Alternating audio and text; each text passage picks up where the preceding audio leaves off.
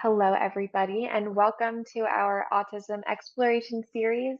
I'm Dr. Emily Stampone, the Clinical Director of Field Services here at Verbal Beginnings.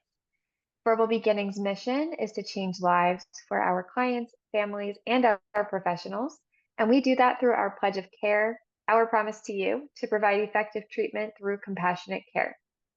We also strive to achieve our mission through our core values. One of our core values is education, teaching families valuable ways to work with your child. And that's why we decided to start these series. Additionally, you'll see the seal of the Behavioral Health Center of Excellence and the seal from the Autism Commission on Quality. Both of these seals represent the hard work and focus that we share or that we place to ensure that VB is providing quality care through the highest standards. Okay, next slide, please.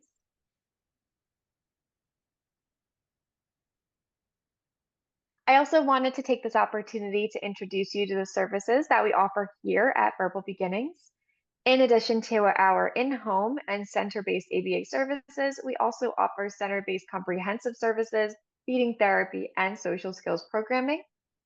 Additionally, we encourage you to participate with us throughout the presentation by using the Q&A feature found at the bottom of your screen. We also offer closed captioning during this recording, which you can access by navigating to the bottom of your Zoom screen and clicking on the closed captioning button. And without further ado, I would like to introduce you to our presenter for the evening, Brittany Cephas. Brittany, take it away. Thank you, Dr. Stampone. Hello, everyone, and I'm so happy to be here with you this evening to talk about something that is very important and very needed. So we're going to explore the topic of self-care. But before we get into that, I do want to share a bit about myself. So my name is Brittany Cephas. I'm a licensed psychotherapist. I'm a CEO and clinical director of Growing Young Minds Counseling. It's located in Columbia, Maryland, where I currently live. Growing Young Minds Counseling is an online private mental health service for children and adolescents. We specialize in social and emotional skill building, helping kiddos with like transitions and difficulties.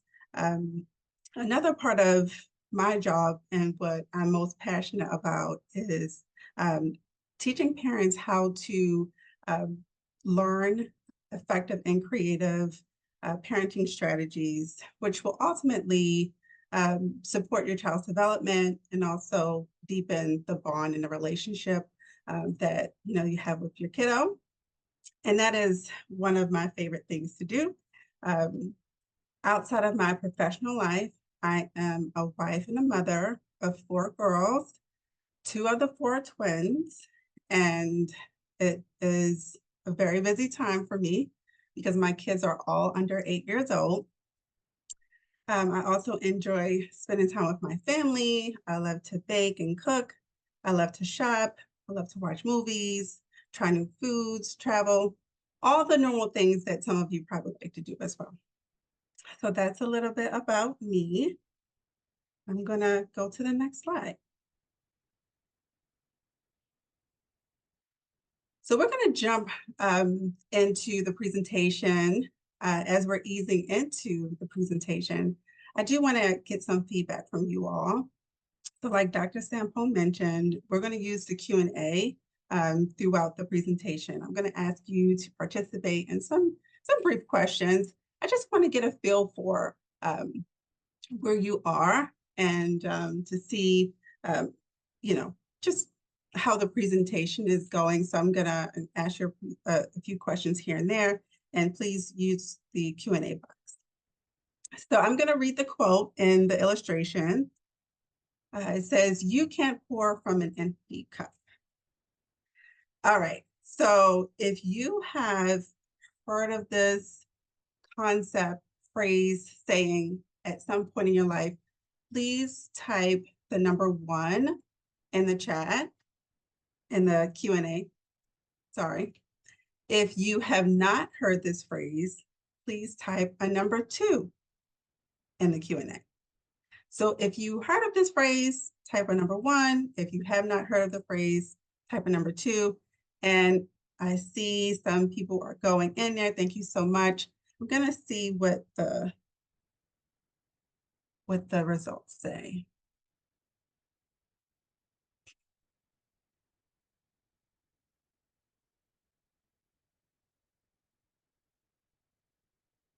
Okay, very interesting. Okay, so I wasn't, I guess I was more so expecting for a lot of people to hear or to have heard about this phrase or this saying. It's definitely one that I've heard before. You may have heard other ones that are similar. You know, you got to take care of yourself before you take care of anyone else. So it's basically all the same. Thank you all for participating in that. I've heard it myself before, as I mentioned, but um, I thought that this would be a really good visual for us to see um, because not only is it a saying about an empty cup, there's an actual picture, right? So if you're finding yourself, feeling drained, right? Maybe you can visualize this empty cup and remember, oh yeah, I probably do need to fill my cup up. Um, I like to say, be proactive sometimes and maybe not allow your cup to get too empty, right? Because you can't pour from an empty cup. But really, the idea about this is just as a cup must be full in order to pull its contents, um, you know, you as a parent also need to be well nourished and well rested in order to be able to parent your child well or just to live the life that you want to live. So let's jump into self-care. I'm going to move one thing over here for a minute so I can see. All right.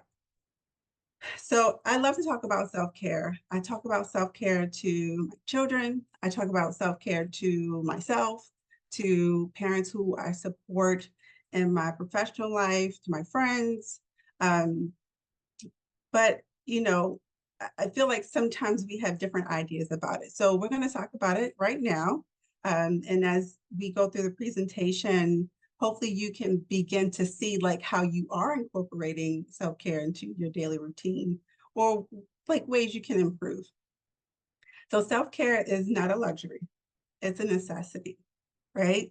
In other words, self-care isn't something that it's not something that you pick and choose to do or it's like thrown at you. It's something that you have to know that it's necessary. Like you need self-care in order to be healthy and happy, right? It's not a choice. So thinking about um, going to your doctor's appointments, right? You make time for that because you need to make time for that. We need to stay on top of our annual visits. And if we aren't feeling well, make our sick appointments. It's a need. It's also about recognizing that in order to be your best self, whether you want to look at it from the parenting lens or just you as an individual, it's appropriate either way. But in order for you to be your best self, to be your best parent self, to be the best partner or spouse, you can be, you need to take care of yourself. Okay, especially parents of children with autism or autism spectrum disorder. Um, you know, you often face additional challenges and stressors along your journey that other parents of children who do not have ASD, we just don't face, right? So with that extra stress, it is imperative for you to remember yourself throughout the day. And trust me, I know that it can be difficult, but it's not impossible. So today we're going to learn some ways that you can do that. Moving forward, when you are healthier, when you're less stressed, when you feel more balanced, you're more patient. You can be more present and available to be your best self for your family. And you can be able to navigate the complexities and those challenges that come with raising a child with autism spectrum disorder. And you can do it with so much strength and confidence and self-efficacy and grace. So I hope that you can begin to see the importance of self-care.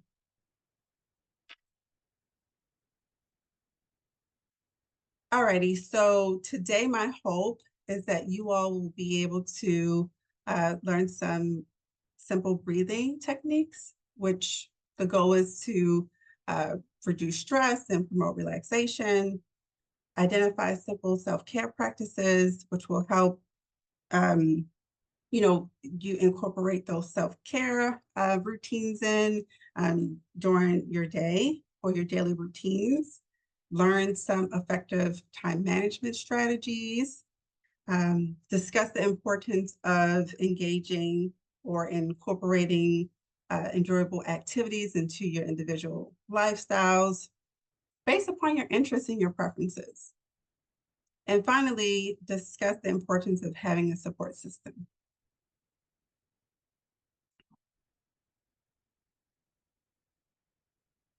Alrighty, so we're going to jump right into deep breathing. I think this is something that we all should be doing more of throughout the day. It only takes literally a couple of minutes to do it. There are many different deep breathing techniques. I feel like whatever you choose to do is based upon your preference. But I chose box breathing for today and Nadi Shodhana, which is two types of breathing techniques that I like to do regularly. So let's get into it a little bit more. Deep breathing is a simple yet powerful tool to help enhance mental and physical wellness. Okay, some benefits of incorporating deep breathing into your daily routine include it reduces stress. So it activates your body's relaxation response. And I can imagine the stress of um, what you all are doing throughout the day and how you're managing your schedules and managing your children's schedules and making appointments and it's a lot to manage. And sometimes we find ourselves in a state of panic and we don't know why. And sometimes the panic, it sneaks up on us. I find myself needing to catch my breath because we're going so fast. And sometimes our mind is going so fast and our body is like, I need to slow down. Okay. So the deep breathing, you can do it in the car. You can do it in the morning when you wake up. You can do it before bedtime, but it only takes a couple minutes and it has some really good benefits for your body. In addition to improving focus.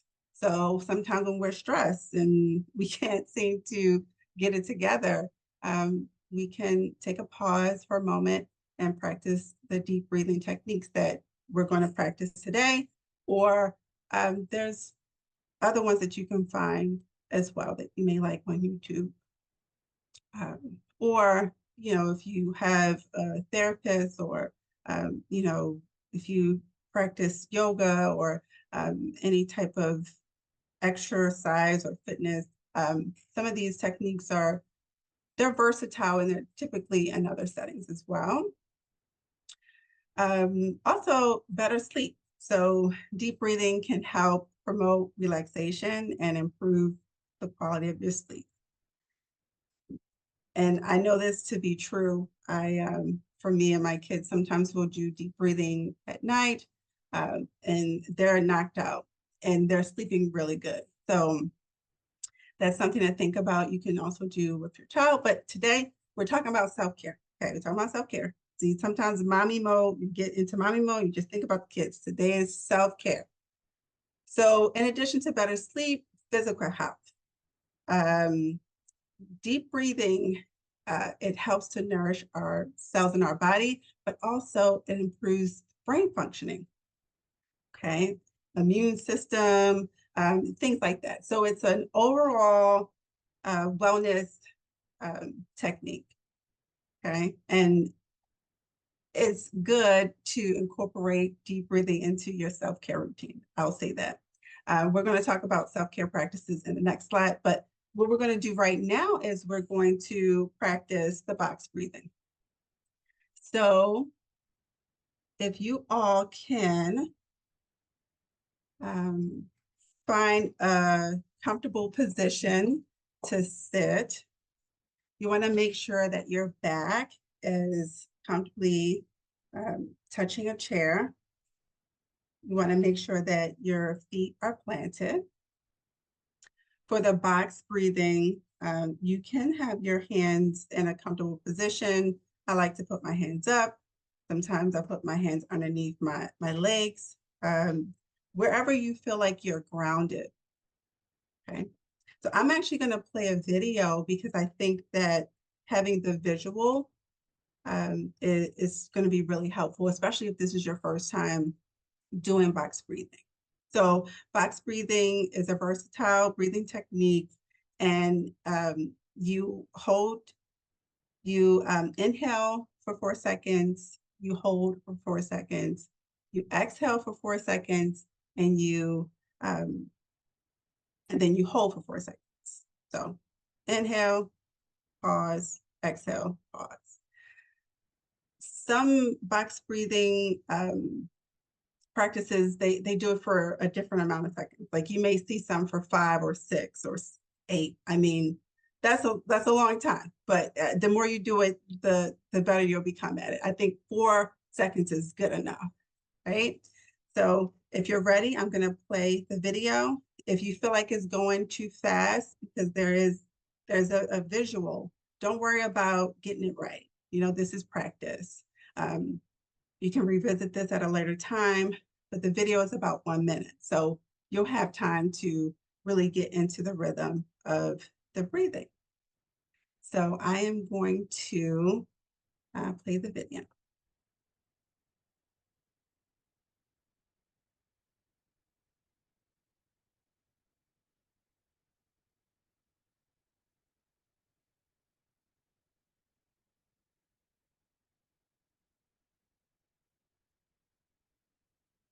Alrighty. So breathe in, hold, breathe out, hold, breathe in, hold, breathe out, hold.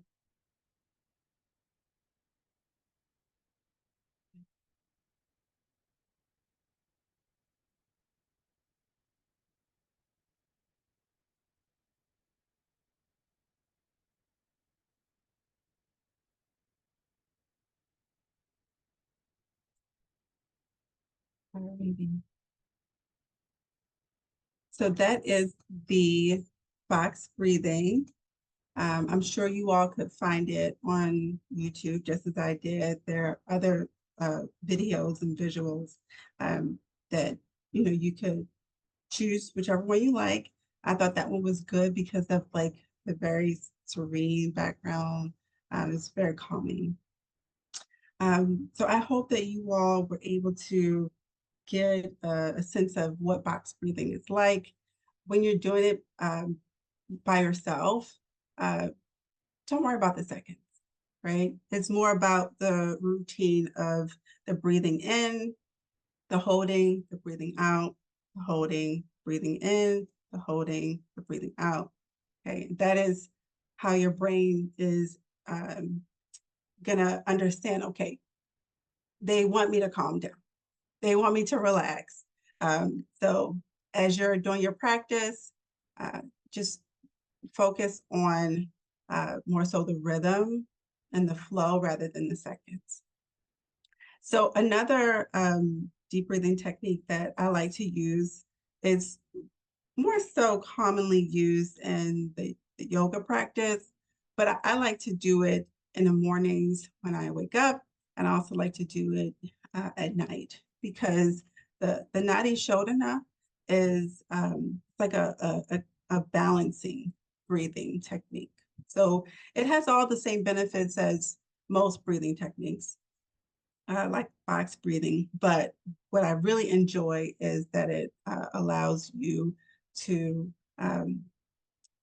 feel like your body is in alignment, like you have balance. So for me, it's one that I try to do as often as possible if I'm not already doing any of the other ones.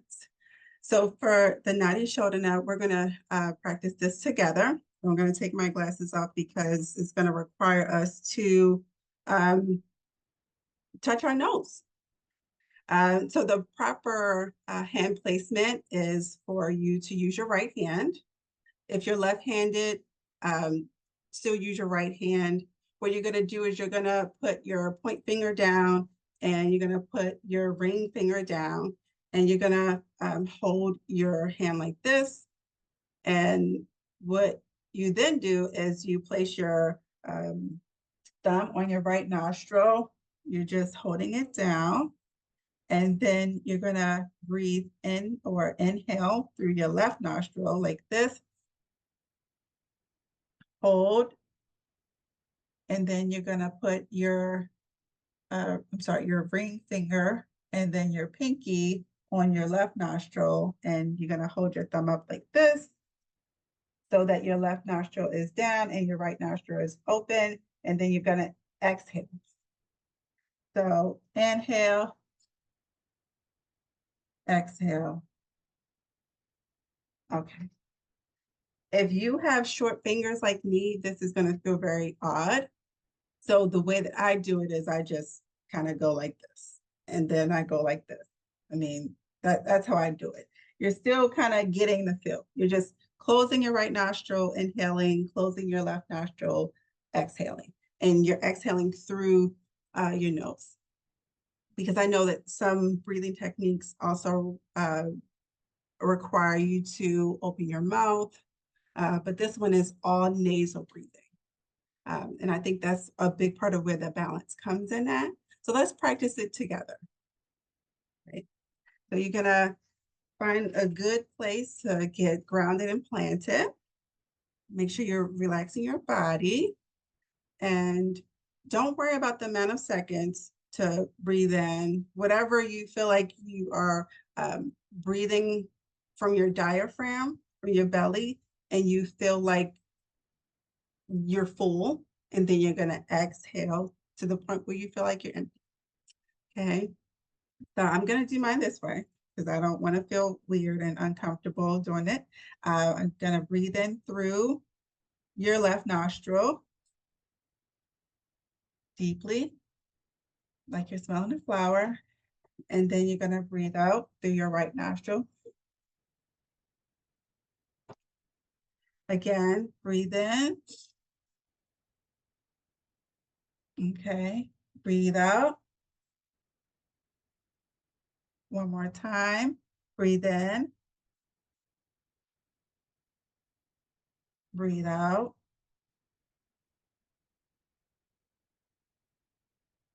Hopefully that was like cleansing for you all, because now I feel like I could either like blow my nose or like go to sleep. I don't know. But do it as many times as you feel like you need to. But honestly, if you do the Nadi Shodhana in the mornings when you wake up, you're gonna feel refreshed. And then you get your cup of coffee, and then you're gonna be ready to take one a day. And right before bedtime, it really does make a difference in your body. You're training your body to rest and to have calmness. So I hope that was helpful to you all. The Nadi Shodhana is something that you can also look at more videos and get more background of just the practice and just how special it is. But I really do like it. I hope you enjoyed that. And at the end of the presentation, I'm going to open up, you know, just open up the presentation for you all to ask questions about self-care or anything related. So if you are wanting to put those questions in right now, Dr. Sampone is going to help, um, help us get those questions answered for you all. But I will save some time at the end for those questions to be addressed. So let's talk about self-care. And I love this picture of this guy with this face mask on. I mean, it's amazing. It embodies, just taking care of you.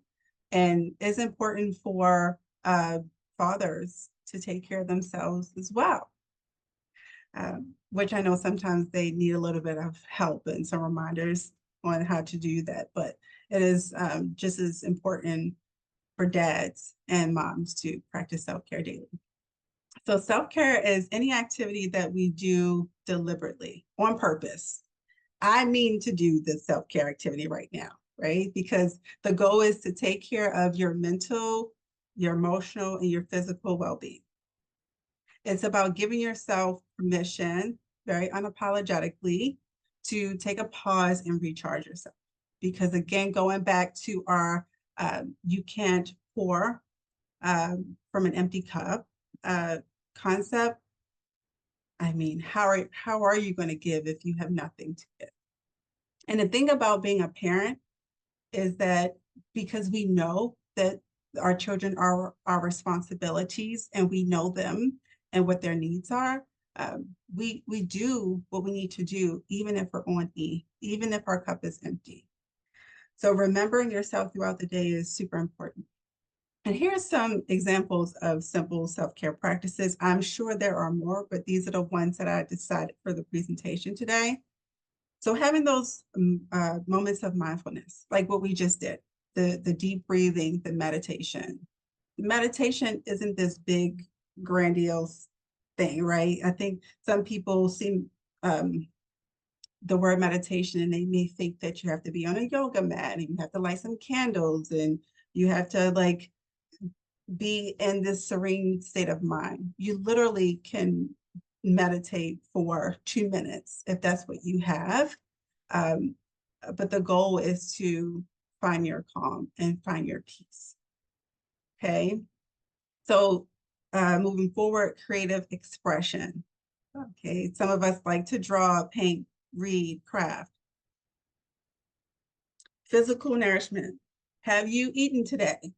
Right? This was like the question I had to ask myself when I became a mom because I was not eating and I was nursing. And I'm like, I got to eat something. I don't want to shrivel up because I need to eat some food. I need to drink some water. And when you're busy and you're being pulled in a million different directions, it's very easy to forget to even drink water. Okay. So movement and exercise, which is a big one for me because I'm not really like someone who's able to go into the gym, facilities right now. But I do like to do activities at home. So I'll dance. I will maybe do yoga. I've started to do Pilates at home. But it's good to do something, right? Anything that's getting your body up and going. Rest and relaxation. So prioritizing your sleep. Even if you're taking a nap, a 15 to 20-minute power nap throughout the day, if possible, if you can do that, that would be great. I don't want to say if you can do that. I want to say plan to do that, right? And we're going to talk about routine and time management in a later slide. But rest and relaxation is also very important to help us, rejuvenate our bodies. Um, and this last one is, I feel like it's important. Setting healthy boundaries, saying no as needed. And it may seem like weird and uncomfortable depending on the situation is, but sometimes you just have to say no. And if you are afraid of what others are going to think about you or how they're going to feel, that's understandable. But think about your no as a no for you, right? It's not a no because you don't want to help someone or you don't want to be available. And the no doesn't have to be like a complete no. It could be no, not today, or no, not right now. And if you feel like you need to give an explanation, I'm not available to do it. I love you so much, but I'm not able to do that right. But saying no is also a way for you to practice self-care. As parents, it's so easy for us to take on a lot of things, not just from our kids, but just from our family members and our work life. And, we have a lot of things going on that we have to manage. And sometimes you just got to say no. Sometimes you also have to say no to yourself, right? Because we want to be a stellar parent, and that is admirable, but at what cost, right? You're saying yes and you're doing all these things, but then your cup is empty, right? And that's not going to be good for you or for your family. Okay? So saying no is a self-care practice.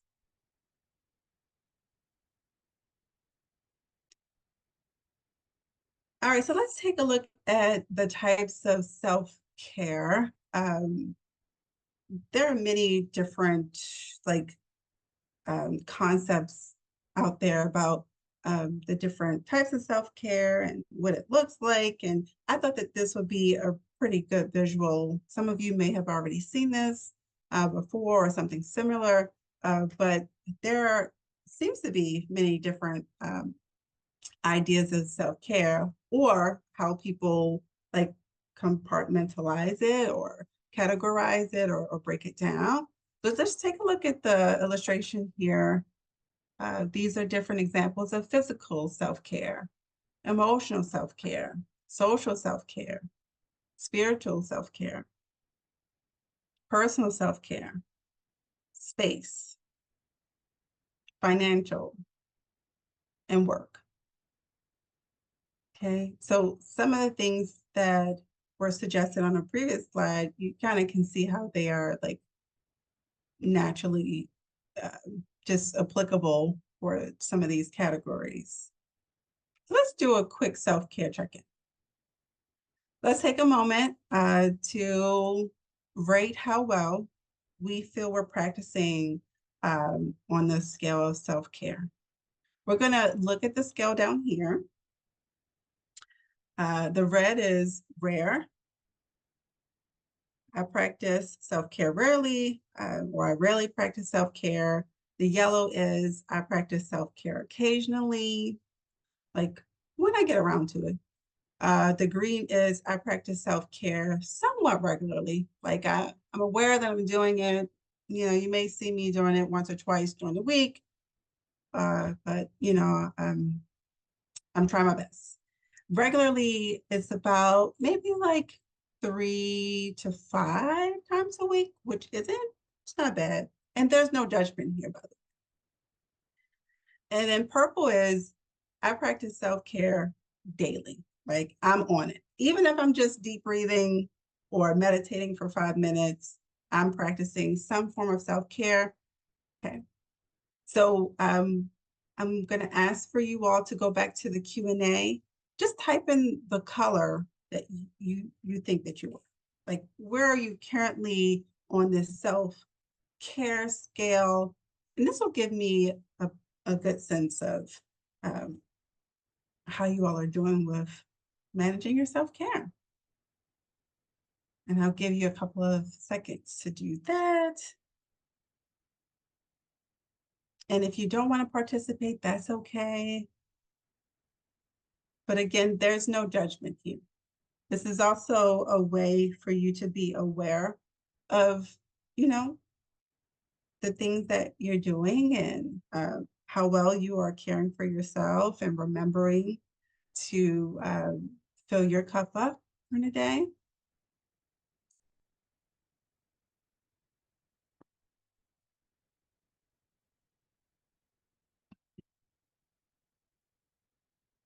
I still see them falling in.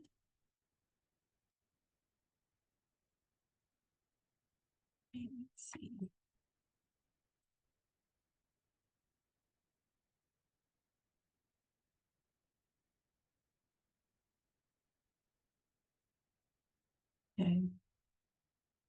Alrighty. Thank you all. So, I mean, we're all just human beings, right? Like, um, we have responsibilities, and I'm sure your scaling and how you rated yourself may have a lot to do with your just your life, right? And how it's structured and your responsibilities, of course. As I'm thinking about me practicing self-care, I would say regularly, specifically because of the deep breathing. Do I aspire to do more? Yes, right? Because sometimes we need more. And that is my goal for myself as the year progresses. So thank you all for that. And I hope you again get to see, how you are giving back to yourself.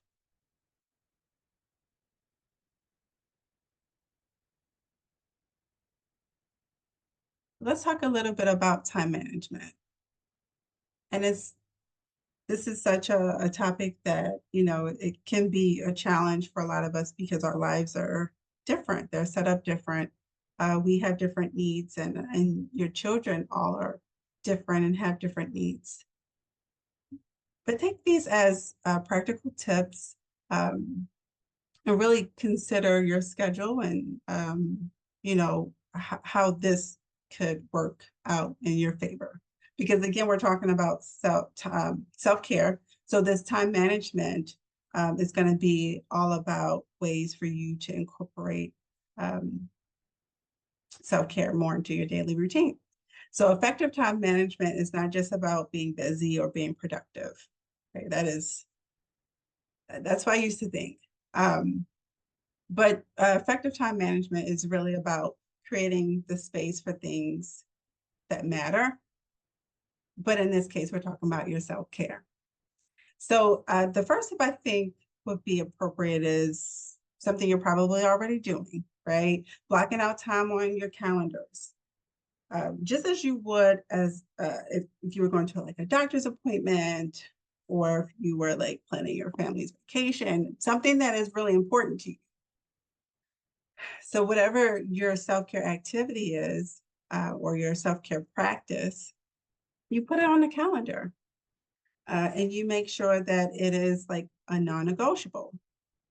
This is just as important as this doctor's appointment. So make sure that you block out that time.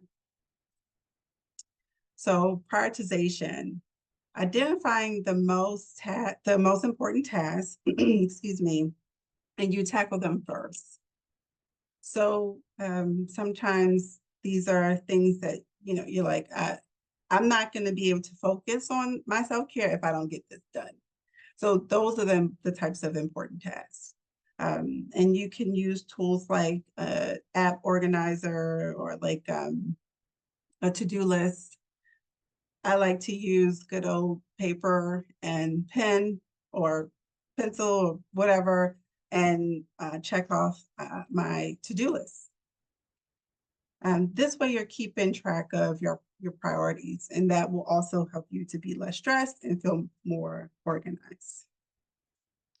The final thing I wanted to share about, just time management here related to practical tips is batching tasks. And some of you are probably already doing this and you haven't really didn't know it, but grouping similar things, similar tasks together. Like I gave an example, sending emails and making calls, right? You give yourself a portion of time to do that. And when you're done, you're done. If you need to call someone back tomorrow, you call them back tomorrow. But the batching of the tasks is a similar thing, that you can just kind of do it all together, and it's not like, okay, now I need to do this, now I need to do that, because the idea is you're making sure that you're making time to get to the self-care stuff. I'm sure you all can probably think of examples that you might do this. So for me, when I think about batching tasks, sometimes when I'm cooking, breakfast, I'll also like prep for dinner, or I'll cook lunch, or I'll make breakfast, lunch, and dinner. I don't know. Maybe I just like being in my kitchen, or maybe I just like not being in my kitchen. I don't know. But, I also enjoy cooking. So we're going to talk about like enjoyable activities and self care and the difference. But that's my example of batching tasks. I know that we're going to need breakfast, lunch, and dinner, and I work from home. And sometimes those boundaries they get intertwined, right? And I'm not perfect at setting boundaries because I work from home, and majority of my kids are home. Uh, when I only have one, well, now two school age children. So things are going to be different this school year, but trying to maximize the most time that I have with my family. Um, I try to get the meals and the meal preps out of the way so I can give full attention to my kids or do work or school stuff.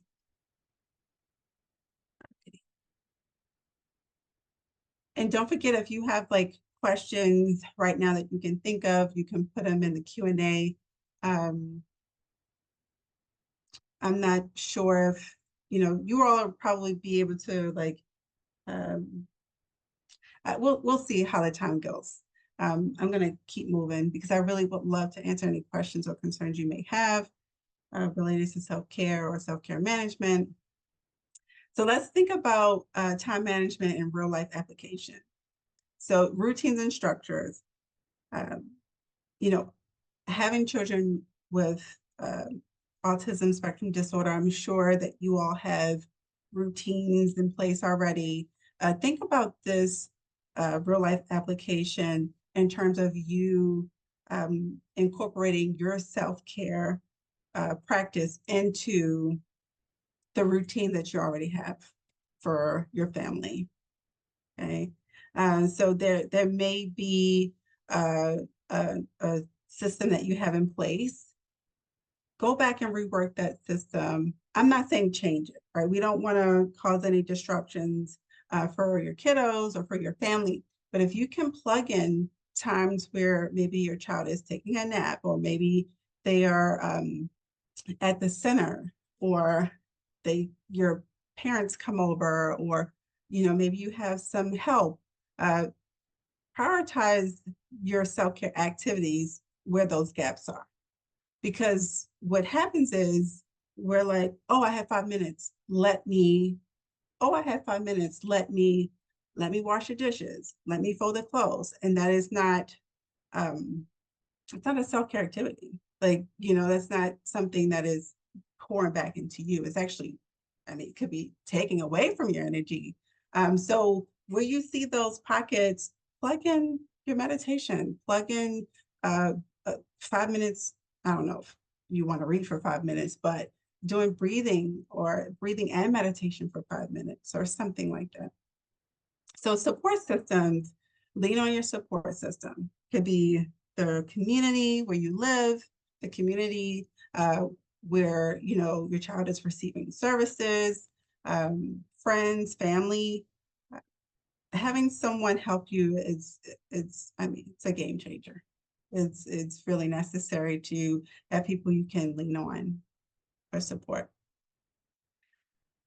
So self-care is a priority, right? Like making sure that when you say, I'm going to do meditation for 5 minutes, that you're doing meditation for 5 minutes. No one's interrupting you.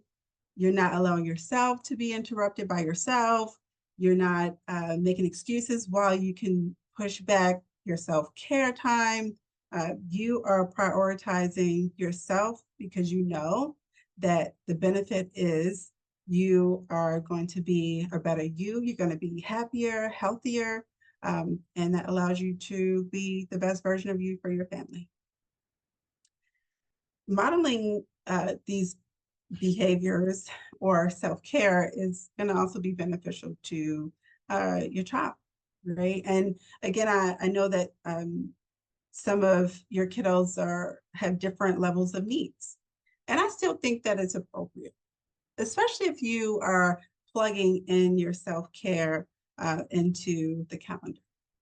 right? And um, they'll begin to see, okay, mommy goes and she takes care of herself, or mom and dad goes, or dad's going today.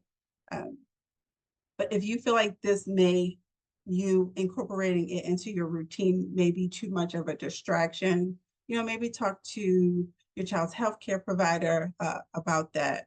Um, you know, their OT or their specialist at the center can maybe give you some pointers or suggestions on how to do that. Just in a way that's not going to be too disruptive. If you feel like, you're questioning, how would it be? So, so we talked about self-care, and now we're going to talk about enjoyable activities or interests. So engaging in enjoyable activities is about finding things that make you happy, things that make you feel fulfilled and accomplished. And it's really just about encouraging you to have fun, right? And being a parent it just comes with a job. Sometimes we forget to have fun, and or how to have fun, because we just everything is surrounding our kids and our family, and that is great. That is lovely. We're also individuals too. So some activities that could be enjoyable. Here are some examples: reading, painting, playing an instrument, gardening, shopping, baking, spending time with friends. And some of the key benefits of you doing things that make you happy: it reduces stress, increases your mood, improves your mental health, increases energy levels. It also strengthens relationships with others, which we need. We need to be in community with each other. We need to have our own identity outside of our families and the expectations that we have in our work and at home. Also gives you a sense of growth and fulfillment and accomplishment. Um, it improves your coping skills, right? Sometimes you just need space to process things outside of your house or outside of whatever is going on that could be a stressful thing for you. And it also models positive behavior. It shows that my parents have a life outside of me, right? And that is a concept that children, um, they begin to understand, and the routines will help with that. Okay. And I wonder if some of you are thinking, well, what's the difference between an enjoyable activity and a self-care routine or a self-care practice? It's really about the intention behind, right? So someone could read for self-care and it could give them they can feel mentally great about it. Like that could be the thing that they do to decompress after they've had a stressful day at work, or, if they're home with the kiddos, is what they do to decompress before they go to sleep. Okay. But reading can also be an enjoyable activity. But again, the intention behind it is I'm reading because I like this. It's fun. It's my hobby. I want to explore this new book. Or I'm reading because I need to. It's going to help me. So that's the difference between the two. It's okay for you to do both, but just know your intention, right? Because enjoyable activities, they can also be scheduled, but they're not something that you do. Well, some people do on a daily basis if it's your self-care practice, if it works for you in that way. Compared to like having a lunch with a friend, right? If someone can have a lunch with a friend, then where are the kids? Because I mean, every day, right? Like, where are the kids? What's going on? I want that life. But having lunch with friends is not a self-care activity. It may make you feel good, but again, the difference between self-care and enjoyable activities is the self-care practice is increasing your overall health and well-being. Support systems. So when we think about the support system, Parents of children with autism spectrum disorder, you need to have a support system. It is invaluable. Having one is, I mean, what can I say? I mean, not having children with high needs or it's already hard. So I can imagine, what uh, parents of children with high needs are going through because it can be a lot, right? And you need to feel like you're not alone because you're not. There's many people in your life and who work with your children who have a passion for helping kiddos and helping parents, which is why one of my favorite things to do is to work with parents because me being a parent, I know what it's like, but I also understand the benefits of a parent having support and feeling confident about themselves um, and feeling like they have a purpose also outside of their family. Um, so it is definitely important for you to build that village around yourself. So you can have people who you can go and talk to in times of need, where you can ask for help when you need support. So the emotional support, the practical advice, feeling like you matter. You feel like people care about you, like you belong. This will help to reduce feelings of isolation and overwhelm. So some practical ways of building a support around you is connecting with other parents, right? Other parents who share some similarities as you do, as you have. Joining support groups. This is super easy now with like Facebook groups and things like that. Leveraging community resources. I feel like that's really important. I don't know if I should say this, but I mean, maybe it's not that bad. I don't really know. I wouldn't do it, but my sister-in-law, she told me that she had a gym membership and she took her kids to the childcare facility within the fitness center. And, they have a 2 hour, I guess, childcare span. And she said she went to the grocery store. And I'm like, oh, that's genius. Like, I wouldn't have thought of that. Not I would I don't know if I could do it because I would be anxious the whole time. But she did it. And I was like, that is so smart. Like you're paying for the service either way. And I'm sure she didn't need to be working out in order to use it. I don't know what the rules are, but I'm like, that's great. Like, how did it work out for you? So it's something that she did regularly. But this is an example of leveraging community resources. Or you can also connect with local churches or your church to see what type of support they have as well. So I wanted to share that because I thought that was funny, but also very appropriate for the example.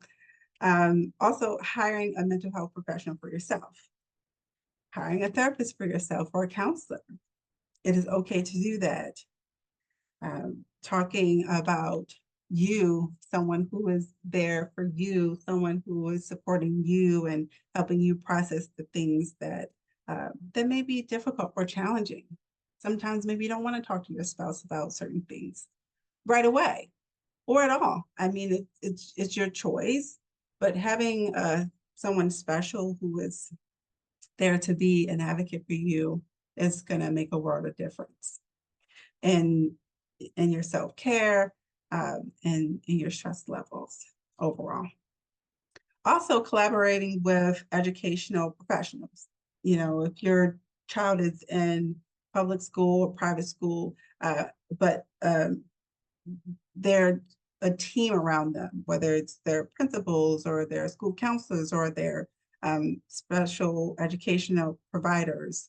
I'm not sure what they're calling these days in the schools, but uh, teachers, we have some amazing educators who are just great with kids.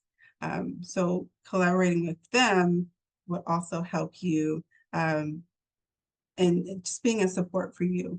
If you need questions answered or anything like that, Also collaborating with healthcare professionals, pediatricians, the staff at Verbal Beginnings. If your child is receiving services from anywhere else, um, these are the people who are in this industry because they love kids and they love what they do. Okay, so I'm sure they would jump at an opportunity to help you if you have a question or need support. Okay, so I'm going to be wrapping up the presentation.